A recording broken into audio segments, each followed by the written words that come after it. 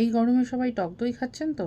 আজকে আপনাদের সাথে টক দইয়ের গুণাবলী নিয়ে আলোচনা করতে এলাম। টক দইয়ের মধ্যে আছে, প্রথমেই বলি, যেটা প্রোবায়োটিক্স। প্রোবায়োটিক্স মানে কিন্তু এগুলো, প্রোবায়োটিক্স আমাদের গুড ব্যাকটেরিয়াকে গ্রো করতে সাহায্য করে। মানে যখন আমাদের পেট খারাপ হয়, পেট খারাপের সময় আমাদের যে ইনফেকশানটা হয়, ওই টক দই খাওয়ার ফলে এই ইনফেকশানটাও অনেক সময়, এই প্রোবায়োটিক্স থাকার জন্য ইনফেকশানটা অনেক সময় আমাদের কমে যায়। তাছাড়া ল্যাকটিক অ্যাসিড আমাদের কিন্তু ইন্টেস্টাইনের পিএইচটাকে মেনটেন করতেও সাহায্য করে।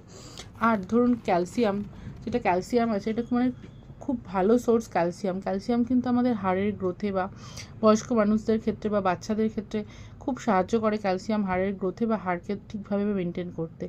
তাছাড়া কিছু ভিটামিনের সোর্স আছে, যেমন B6, ভিটামিন ই, কে, রাইবোফ্লাভিন, ফোলেট। তাছাড়া কিছু মিনারেলস যেমন ক্যালসিয়াম, ম্যাগনেসিয়াম, জিঙ্ক বা বি কমপ্লেক্স, এই ভিটামিনগুলোও কিন্তু আমাদের শরীরে ইমিউনিটি পাওয়ার বাড়াতে এবং নানান কাজে খুবই অপরিহার্য।